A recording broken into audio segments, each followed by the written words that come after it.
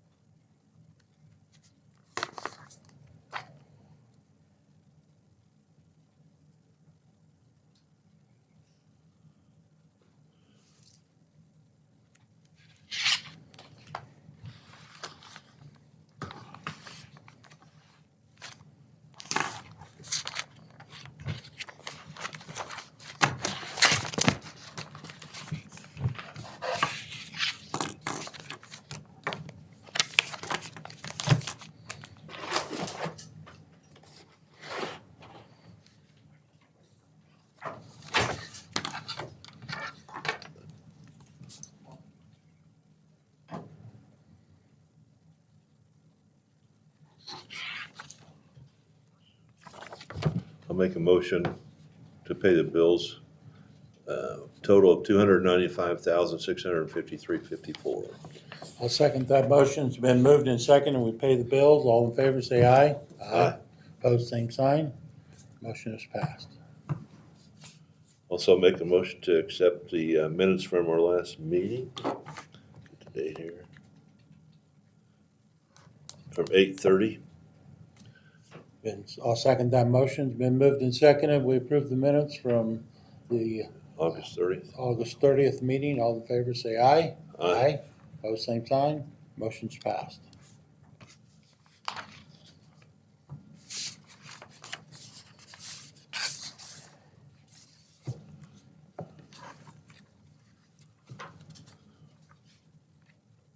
There's a Smoky Gardens activity for me. I'm gonna do that right quick. Okay.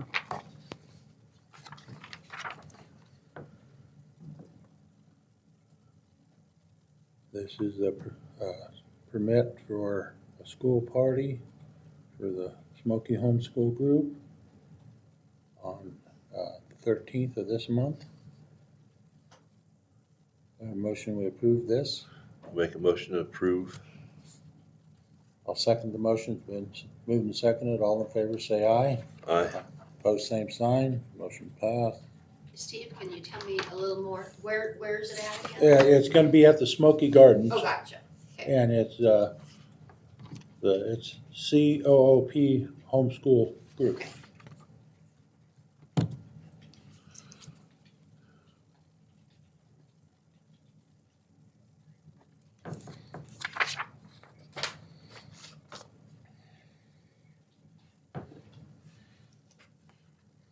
I've had several calls of people asking about the mowing.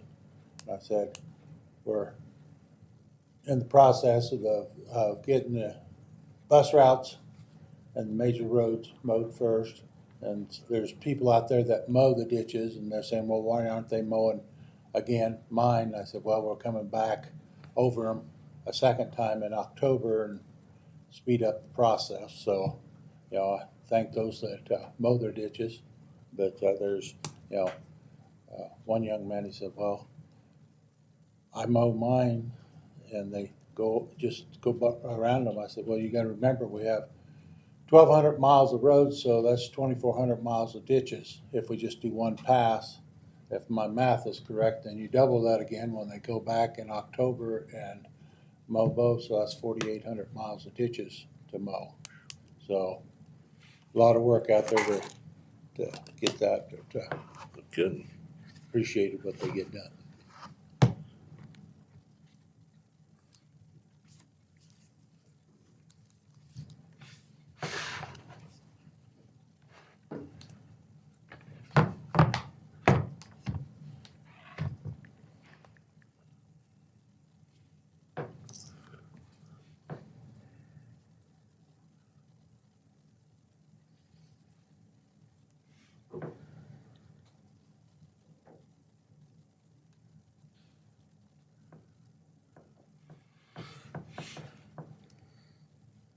I have not heard anything back from Pathway on the soil samples yet.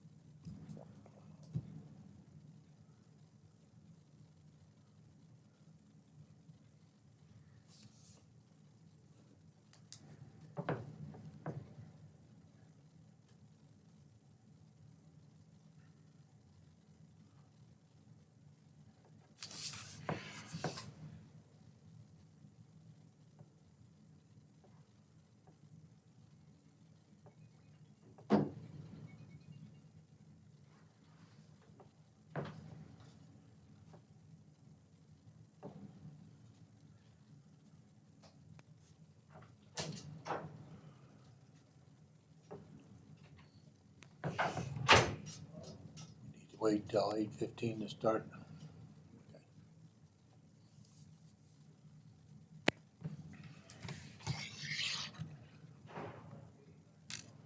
Do we have to close this meeting and open another meeting? No, No?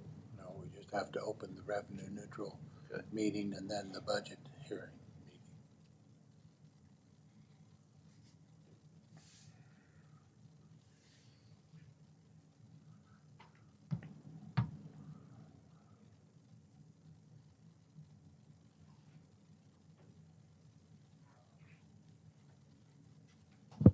Morning.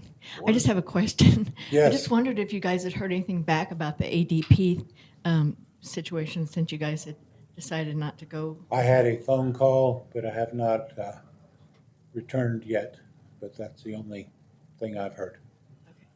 All right, thank you. I did have a phone call from one of the representatives asking why, and I tried to explain that to the best of my knowledge. And I will tell you at this particular point, they're not really happy about it, and they will probably fine us the maximum they can fine us at this point. So that's cost of business. So. Yeah, and that's understandable that they would be not too happy that you decided not to do that. So, okay, I was just wondering. Thank you. Mhm.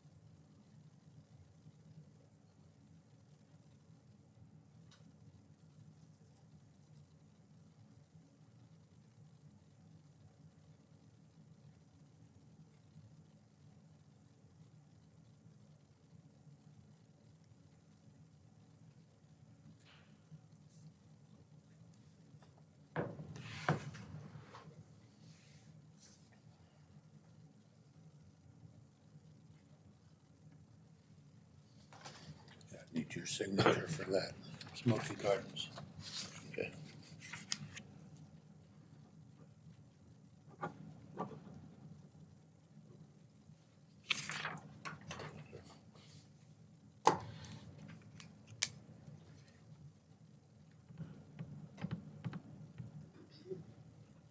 Can you tell me what R&R is? Revenue neutral rate. Okay.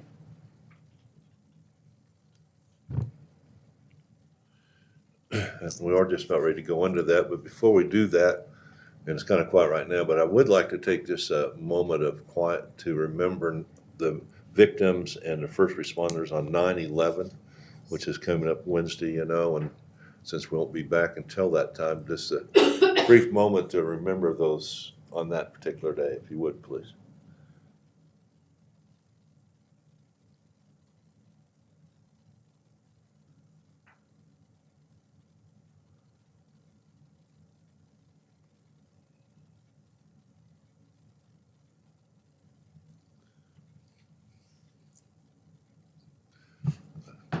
Thank you for that, and hopefully we'll always remember that particular day. So,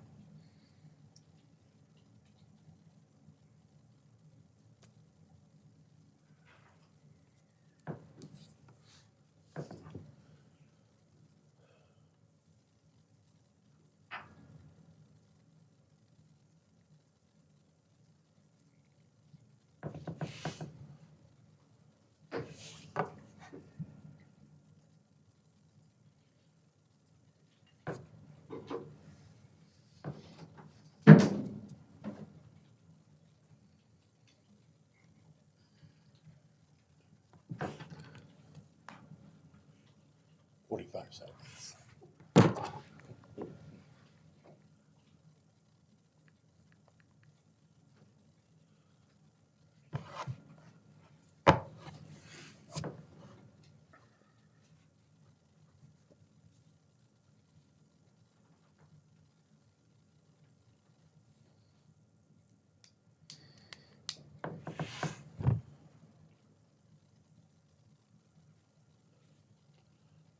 I will call the meeting of the revenue neutral rate to order. Discuss the rate, which is our new rate is 7.538. And it was 75.336.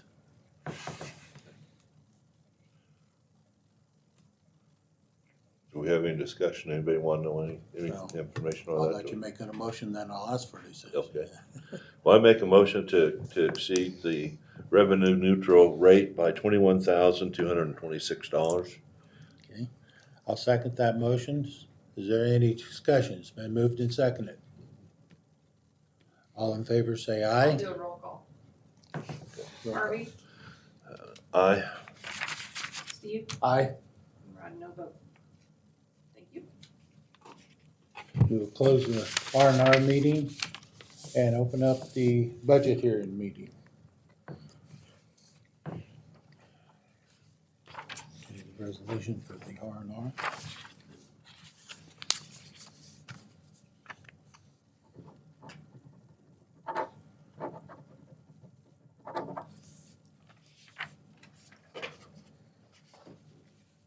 Our proposed budget is $7,659,986. Do I hear a motion to approve the budget? I make a motion to approve the budget. I'll second that motion. It's been moved and seconded. We approve the budget. Any other discussion? Roll call vote again? Nope. Okay. All in favor, say aye. Aye. Aye. Post same sign. Motion's passed. Budget's approved. I'll close the budget hearing meeting and resume with our regular meeting. Got that done fairly quickly.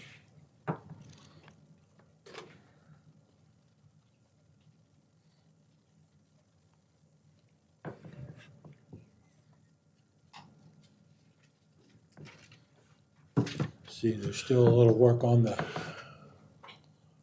cement project out there, about done though, aren't they?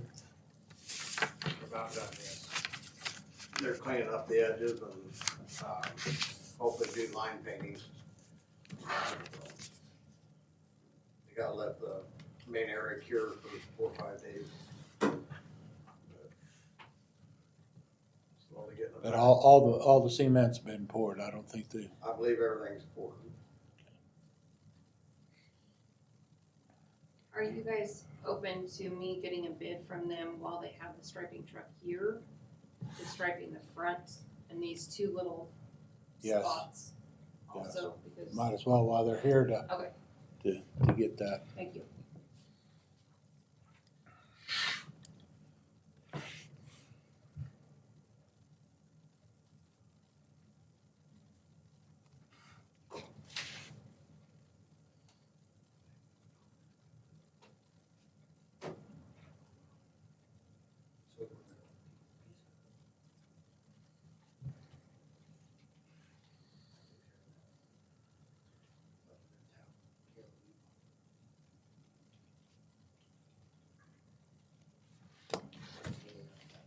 It's got a quiet meeting, Steve.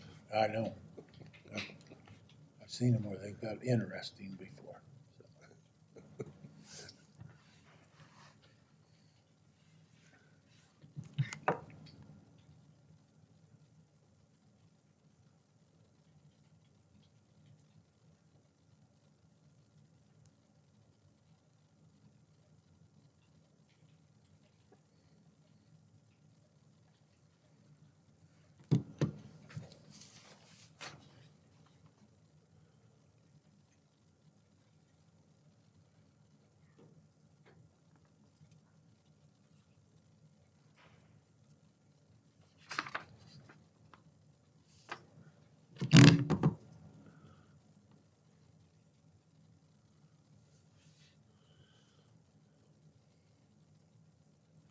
I see where we've already got purchased our generator for, so then we're just waiting for a bid from electricians to get it wired in, or will That's Hitchcock? it, that was included in That, it. that was included in it, so they The only cost that wasn't was Black Yes. Hills. blast. Okay.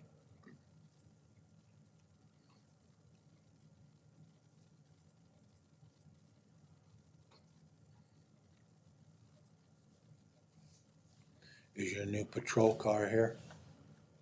That, Is the new Durango? I see we it's put down, getting, that legacy, they gonna take it over to neighbor, or, JR Audio. They just take it, it's like 2 miles over to JR Audio, and then he'll have it for probably 2 months. put the wrap on it and He'll put the wrap, the lights, the siren, and everything in it, so it doesn't rack up mileage of coming here and then going back to Garden City and then back and forth, so.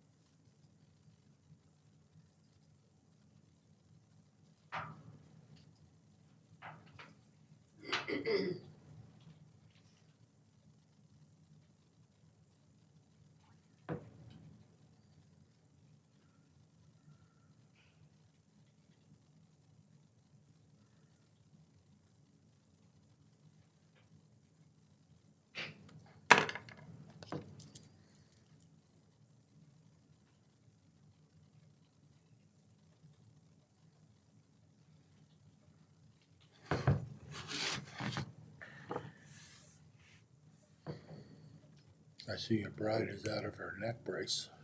Yep, she got out of that. She starts her therapy today, Steve, so.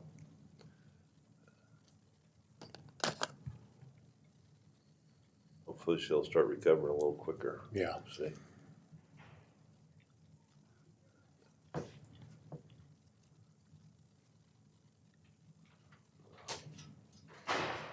Good morning. Good morning. Must be Jill?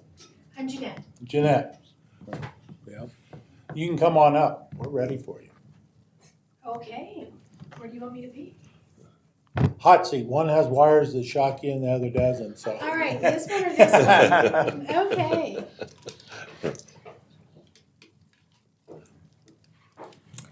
All right, well, I'm thinking that normally you just get an update on what's going on at the hospital. Okay.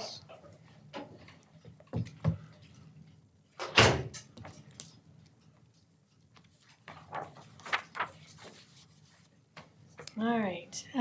First, I want to introduce myself. My name is Jeanette Philby. I'm the interim CEO at the hospital, which is shared with Atwood. Okay. So, and I'm enjoying my time here. Wonderful community. Thank to you. be able to tour a few things around and also play in the golf tournament. That was here a couple Okay. weeks ago. So that was fun. Let me start off by saying the hospital continues to perform well. We've got an EBITDA still at through the end of our last close of the month at 11.65%, which is excellent. Days cash on hand still continue to be well over 200 days. So it's healthy in that. And I think we can attribute that to operational efficiencies through rev cycle as well as what we're doing on operations. 340B revenue certainly helps, and it goes without saying the county appropriations and donations also help keep us in the black and doing very well. So the hospital is looking very strong financially. The golf tournament alone for the radiology project we have going on, we don't have the final numbers in, but we're looking at probably fundraising there at about the foundation did about $25,000. Great. Which will help. And it was a fun day, although it was a bit hot. If any of you were out there, I think we got towards the back nine and it was over 102. So it was a bit toasty out there. Employee satisfaction continues to remain high. We are this fall going to be doing another pulse survey to look at our employees and take into account. So we've made some changes based on the last one on some employee engagement. We'll continue to do that. So that survey is coming up. One of the big announcements is that a national search for your new CEO is underway. Craig Lovelace has made this, although I've never met him, but he made the decision to not come back from his medical leave. So the search will continue. There is a search committee that consists of the driving force are the boards for both Atwood and for Goodland, and they will have ultimate decision-making on who will be your new CEO once the recruitment's done. Common Spirit Health, their role in the CEO recruitment is to help facilitate any kind of a national search for marketing, posting of position, that you can get the word out, which can be difficult, if you're in a small area, to really kind of get your outreach out and see who's out there. So they'll be assisting on that on the sides, but the ultimate driving force in the selection will be for both the hospital boards to come with who's going to be a right fit for your communities when they come in. My role here, I am on contract through to continue to help you move forward through the end of November. If you don't have a CEO named by then, which that would be an awful short timeline to find somebody. The boards then will make a decision on whether or not they'd like me to extend or whether they've got some other plans with Common Spirit. And then, so I don't have an answer for you with that, but we will start on the recruitment for that. building project that's been, I think, foremost on what are we going to do with the hospital? Is it going to be renovations, or are we putting in a new building? And that question is not an easy one to answer, and certainly something that takes a lot of collaboration with the board and the community. It needs to be really a systematic approach that has already underway. There was in January of 23, the debt capacity was done, which was helpful. That's only a first step. In June of 23, there was a facility assessment that was done through CGID architects to find out where are troubled spots, what does the infrastructure look like, can you build from there, and where is your capacity. And kind of partnering with that, we did embark upon a market analysis since I've been there, and that was, we finished that up in July of 24, and the market analysis will tell us really what is our out-migration and what is really needed, what is it showing in the market on what services we're short, who else do we need to recruit in, and that needs to be part of any kind of your renovations or building on, who do we need to bring in and what type of services do we need to enhance. So market analysis is done. Last week were the listening sessions through Wichita State that we partnered with to do our community health needs assessment. If any of you were able to attend, it was very helpful to find out. They really just did talk about the top 3 issues and to get verbal information from the community health needs assessment. We'll have a final report this fall. With all that information, market analysis, what the building can do, what your debt capacity is, what is the community health needs assessment showing that the hospital can, there are certain things the hospital, of course, what comes out, certain housing needs are not really a hospital function, and that comes out on the community health needs assessment. But where can we help with some of those things? So that will be part of this whole analysis. We are also starting on a sideline with some of the connections I've had is to look at where are opportunities for federal grants and funding. The community has been, and the hospital folks have been really, really good at looking at local fundraising, local grants, state grants. There is opportunity out there to look at what you can do with such a big project that assists rural communities in federal funding, either from the Department of Defense, Department of Agriculture, and so we're looking at that as well. So all of this comes together to figure out what is it that, what do you need on renovations versus a building, and how are we going to pay for it? Are there grants available? What comes out? What kind of debt capacity? What can you do? USDA, low interest loans. Where is it so that you continue to move forward and support your healthcare needs of your community? So we'll continue to work with that. This fall, in fact, starting right now, we're in the initial, is we are going to take all that information and do a strategic planning with the board to come up with, and really in your strategic planning on whether you renovate, whether you build something new. If you build, does it stay in the same location and you build on, or do you do something new? And that's going to take a lot more conversation around there on looking at where do you want to be in 10 years? What sets you up for future in your medical community, and also what kind of specialists are you're able to support to come in that may come in from either Kansas resources or from Colorado, so that you can bring in specialties that you need. Community size, of course, wouldn't be able to support some of the specialists you need full time. However, it is getting to be more common that what you do is you share those specialties. Great example of what you're doing right now is with podiatry. Dr. Eddie is doing a wonderful job, and we do a sharing of his expertise in both Atwood and in Goodland. And I must say, I do a lot of rural, I live in a rural community in Virginia, and I do interim positions in rural communities as well. So I think I've got a pretty good understanding. Once you've seen one rural community, but only you've seen one, everybody's a little bit different, but there are some similarities. And I would say one thing I've been really impressed with of what this community has done is partner with Atwood on support of healthcare in rural Kansas.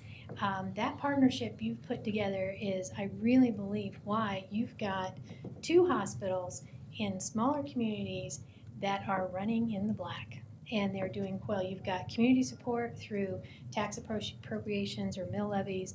Operationally, you've done a lot of things for efficiencies.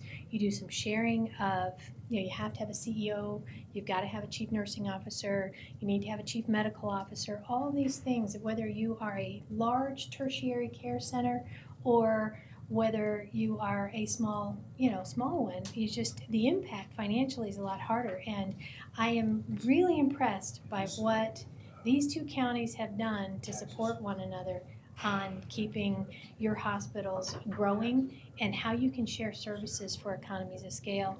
And it's pretty impressive. I really think this could be, with what you've all decided to do with keeping your hospitals going and the strength of them, I really think you're an example of what other states, other rural areas should be looking at, as opposed to it's an us and them and always competing. What can you do together to make sure your entire regional area continues to have health care for their community, so that your community members, your residents, don't have to travel? So thought I would throw that in. I'm pretty, I wasn't sure when I got here, when I heard it was a shared, on how that was going to work. Never done that before. But the more I get into it, the more impressed that I am, and the dedication of your administrative staff that's here and the two boards on how well they work together. Certainly they're going to have their biases. They have their own communities, as you would expect, that they should be, first and foremost, they're looking at them, but it's collaborative, so we'll be doing some more of that. But it's pretty impressive. One of the other focuses that comes, of course, from all of this on doing market analysis is to continue to focus on expanding what we're doing on outreach specialties, and what can you bring in either from neurology, cardiology, orthopedics. There's a lot of visiting going on, but what can we do for more procedures, which financially is advantageous to the hospital and convenience for, if you can do an outpatient type surgery, not having to go out of the community and have those services here. So questions with my You're doing good. How many doctors and support staff or nurse practitioners do we have right now? I do not have an exact number Okay. for you. I'm so sorry. That's all I right. should have had that ready to go. But we are fully covered on the emergency department. What we're building up right now has been a concentration is on behavioral health counseling. We have, as far as a licensed social worker, and assisting with her to make sure she becomes certified through the state. So she's got her master's, but you've got to have, it's kind of crazy how they do the licensing boards and the extra, but we're supporting her in that so we can get it and extend what we're doing on behavioral health. And then we'll continue to focus on some of it. And next time I come, I will have numbers for you with specialties, okay? Okay. But I'm sorry I did not bring exact numbers for you, so I'd hate to quote that Because now. I know our ER is covered by SYL or The slide group. And then, they're doing. They've done a great job.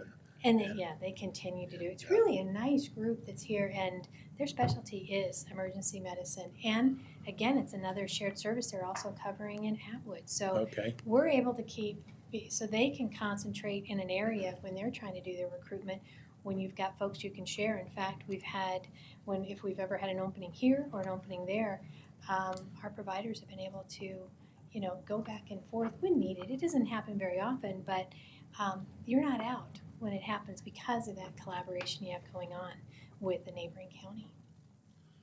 Our hospital is a big concern for our community. And we've lost some services that people aren't very happy about losing. Mm-hmm. And we don't see any new doctors coming in, which is a concern. We have a lot of people in our community that are afraid that we will lose our hospital and instead of grow our hospital. And I'm not for sure if you've taken that scope in mind when you're looking at all of this or not, but they look at Colby and they see Colby expanding and doing all these great things, and it looks like we're not doing that, and it's a concern for our community. And I can see it. And I think one part of that could be information that's in the community. You've, for lack of a better term, and kind of overused as transparency, because it is a county hospital. You see in the hospital here the good, the bad, the ugly. It is transparent. Financials are out there because it's county run. There's nothing that's hidden or, and I'm not saying Colby is, but they're under a different governing type thing. So what they're doing financially, how they are putting this all together and what they're doing, we don't really know because they don't have to publish that. And I'm certainly not speaking out against Colby. It's just Yeah. the way that it is. And I think with where we're sitting here in Goodland and as transparent as you can be, you are as financially stable and not at risk of losing this hospital. And as much as I travel, I've gone, in fact, I would say one of the worst things in my career I've ever had to do was help a community close their hospital. And for, decisions that were made and bankruptcies that happened and what it did to the community, you've got a very strong hospital. And now then, this process that we're going through on looking at renovations and certainly since I've been here, when you're looking at renovations versus building, part of it could be me on slowing some things down. It's because I think you need to you get excited because there are communities around you that are doing great things. And I've heard about Colby since I got here, but I think we need to be careful that you don't go chasing what the Joneses are doing. We need to find out, what is our market telling us? What do we need to do for being sustained for the next 10, 15 years? There is nothing on your balance sheet or on the books to ever indicate that this hospital is not going to do anything but thrive. Now, are you moving as fast? It never moves as fast as you'd like to. But you need to move smart and you need to move methodical. And that's why when I put down what happened, we do a debt capacity, we do a facility assessment. All of those things are public knowledge, and I think it can give folks a sense of we're not doing anything. Or where is it at? Or because it's not moving fast enough, it can be a little scary, and I certainly understand that. But it doesn't mean it's not the right thing to do. We need to make the right decision, and a lot of times what it is what you work with your boards and with your community is you make your best guess on what's going to happen. None of us knew. We didn't plan for a pandemic that was kind of a mess and had to make a lot of changes there and spend some money. And there could be something else that comes up that's out of our hands that we need to respond to. But the things that we can respond to on what do you do with an aging facility, I think needs to have a careful, a microscopic look as much as you can, and a little bit of a magic mirrors to look at it and make a good guess with that. And that's why it's moving slower than I'm probably the community. And this is a long-winded answer to tell you, but it does take some time to make the right decision for a community. And what I'm hoping is that certainly in action with what the community is doing, they're still behind the hospital and supporting. In recruitment, do we have all the specialties we want here? No, they're not all here. They're hard to recruit. It's hard to recruit. And this is happening not just here, it is across the country. Healthcare recruitment is tough, and it's even more tough in rural areas. To bring folks in, you've got a lot of things that even come out on the community health needs assessment. You recruit folks in, where are they going to live? There's a housing shortage. Certainly your backstock of housing, there's folks that are looking at that, and that'll come out in community health needs. So there's a lot of other things that are going to happen when you recruit them in. Where are you going to put them? The hospital, we're looking at, do we need to purchase some residents that we can rent? Hospital's not normally in the housing market, but if you're going to recruit, you're going to bring in a new CEO, where are they going to live? At least temporarily. You bring in more physicians, where are they going to live? What is their spouse going to do? Is there a market for them when you bring them in, which can be hard in a rural community? And I don't mean to be a doomsday or anything like that. It just, from all of these things, you don't stop working at it, but it just doesn't come as fast as any of us would like it to. But that doesn't mean we're going to stop recruiting and finding those specialties. And look at what the market is telling us. Look at what our board's telling us. Look at what all of you are telling us. What kind of specialties are we looking at? And, sometimes the answer is going to be no, we can't sustain it. Will we have, cardiac thoracic surgery here? Unless this community sees a huge growth spurt where you're basically an outreach of, Denver or something. There's a good chance that type of surgery, you know, that's gonna stay at the tertiary cares, but you see that in smaller outlying areas as well that are closer to tertiary care, that you don't have those type surgeries. But it doesn't mean you can't be really good at what you can do on the type of surgery you can promote. But we've gotta get the specialists in, and point well taken. It's, One of the first questions people ask, are we ever gonna be able to have babies here in this hospital again? you know, and I wish I could answer that definitively. I can tell you all the reasons that make it difficult.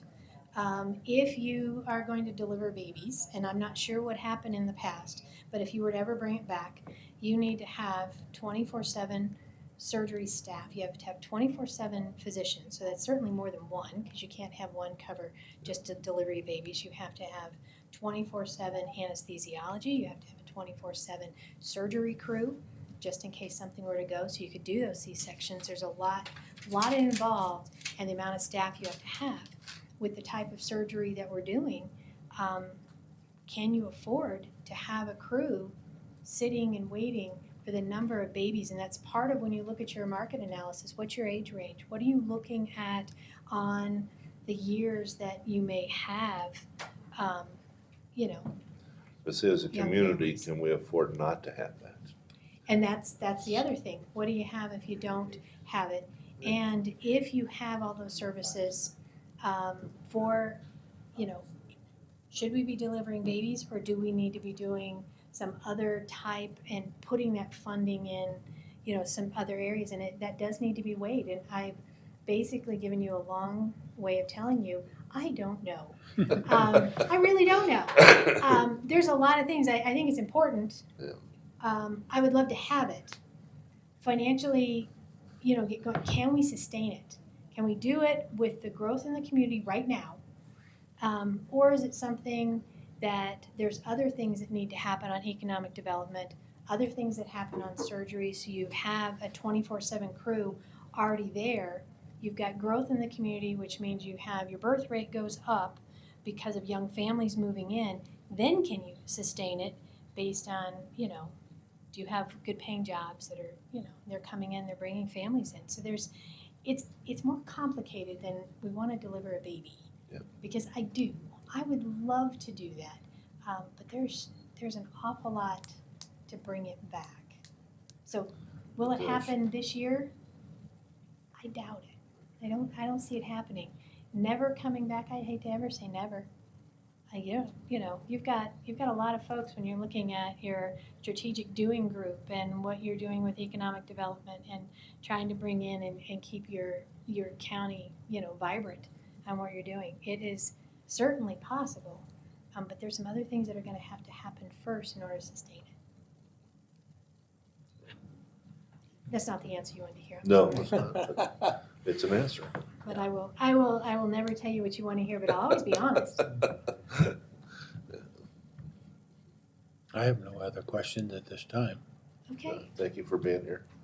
certainly. And next time I come, you will have numbers. I'll have numbers, Okay, I'll have- a few numbers. I don't need to, you know, get the one that I always remember the most is I think at one time we were down to 20 days of cash on hand. And now we're at 200. We're over 200. Yeah, that's a good thing. That's a We good- are, your hospital, with what you've done on your economies of scale and combining what you've done on some of your larger expenses, and also having some support that we're able to get through Common Spirit Health, your hospital's sitting in a really good position when you compare it. And it's hard to see when you're here, but when you get an opportunity to see what other communities are struggling with, and where I was just in Georgia before I got here, that is struggling. You've all done a great job, really good job, and full of really, you know, dedicated people, dedicated medical staff, and your administrative team is just, and your board, some of the nicest people I've worked with. So I am nothing but optimistic on where you're headed with this.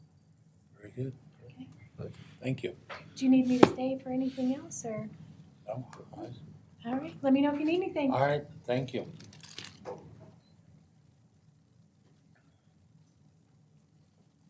Mr. Broniger.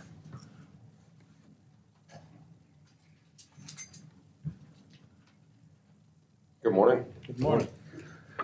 So the KFRTI and Sherman County Rural Fire, we are finalizing planning for the 2025 Goodland Fire School. And one of the things that the keynote that we are bringing in this year offers is a elevator rescue. Elevator is in like person elevator to go between floors, not grain elevator. And that's one class that we have not ever seen in this area, and it's definitely I would say a need. Colby has issues all the time. Hayes has issues all the time. We've had a couple issues before. What I would like is to be able to host that class here at the courthouse on either the Saturday or the Sunday. We're going to max it at 15 guys for that class and be able to use the elevator here in the building versus trying to find an elevator out in the community where this location is closed on the weekends and it is a county asset. And so that is my request, is to be able to utilize that. I don't think there's any trouble with that, do you, Steve? I don't think, you know your date for sure yet? 29th and 30th of March is the weekend of the fire school. We just don't know if we're hosting that class on Saturday or Sunday yet. Okay. We'll put it on our calendar and I don't see that there's a problem. I think that's a good thing to do, is to, prepare for something that we very seldom have. Right. That's the ones, you're doing, always do a car wreck. Well, you've had a lot of them. They're all different, but to get the number of people that you need in to do an elevator rescue And the techniques and everything else, and yep. So it just kind of fell into place that the keynote that we're bringing in to speak on Saturday morning offers this as a secondary class. And so he was like, well, I'll do the keynote and I'll stick around if you guys want this class. And it was kind of, that's not a bad idea. But again, I wanted to make sure we could have a secure environment versus trying to get a hold of, Holiday Inn Express and, hey, can we use your elevator while you're in business? Yeah. And so, yep. People might not stop there if they see all the fire trucks there. That is all I had. Okay, Awesome. Thank you. thank you. Mr. James. Good morning. Good morning. Ron? How are you guys? All right. Good. Oh, sorry. So, I've been working with the fire board with this. It's our compressor system for our SCBA system to refill our SCBA bottles. Mr. Harvey, I don't know if you know what SCBA stands for, but self-contained breathing apparatus, that's what an SCBA stands for. It's the bottles we wear on our back when we go into a immediately dangerous to life and health, IDLH environment. So structure fire, car fire, hazmat incidents like that. So we have to refill our SCBA bottles. We do that here in-house. Anyways, the Cascade system that we have, the bang box, so the way the Cascade system is set up, you have a bang box, which is a box that you put 2 SCBA cylinders inside of it. It closes it and it encapsulates itself, so in case a bottle explodes, you don't have shrapnel going everywhere. And then we have a row of 5 SCBA or large air tanks. And it's compressed air that we're breathing. We're not breathing the oxygen or like that. It's air that we're breathing all inside the atmosphere right now. Anyway, so how the 5 bottles work is that you fill those 5 bottles, and then when you put your 2 SCBA bottles in there, then you fill off your Cascade bottles. So you start at 1, and then when that bottle equalizes with those tanks inside, then you shut that tank off, and you go to the next one, and so forth and so on until you fill all your tanks. The compressor that we have, it's a max air compressor. It's roughly going on 17, almost 18 years old, the compressor it is. And it's starting to nickel and dime the department. It's a lot of parts have to be replaced on it. It's starting to become unreliable, let's put it that way. And it's a very vital piece of equipment that we need to have in order to fill our SCBA bottles, especially if we have a large incident that requires multiple bottles, and it's a strung out incident. We need you guys to come back to the station, fill bottles, and come back to the scene, and so forth and so on. So I did see that you guys did have some ARPA funds left. And like I said, I've been talking to the fire board about it. We've been trying to figure out how we can work for grants. I have applied for other grants and everything like that. I just haven't heard anything from other agencies that I've requested grants through. And so this I felt would be a good project to use with the ARPA funds. I'm sorry, I'm being biased, but it's for emergency services. It's for refilling SCBA bottles during emergency service types incidences. So in front of you is the quote for a new compressor. This compressor is a Bauer. Bauer is one of the top reliable compressors in the fire service. So that's what I'm requesting, is that amount to be used through ARPA funds to be paid for. So Do we still have that now? Well, to me, I think this is a need, so I'm not objectable to it. In fact, Steve, I'll make a motion to purchase the compressor at $24,108.80 out of the HARP fund, if we can do that. I'll second that motion. It's been moved and seconded. Any other discussion? All in favor, say aye. Aye. Pose same sign. all right, appreciate you, gentlemen. Get it in before the end of the year. Oh yeah, I'll give this guy a call as soon as we get to the office. So End of the month. yes, I'll tell him it has to be billed out before the end of the month. Okay. So yes, sir. Very All right. good. Hey guys, appreciate it. Is there anything else need to be brought before the commission at this time? I'll make a motion to adjourn. I'll second that motion. Been moved and seconded. We adjourn. All in favor, say aye. Aye. Pose same sign. Motion passed. Meeting's adjourned.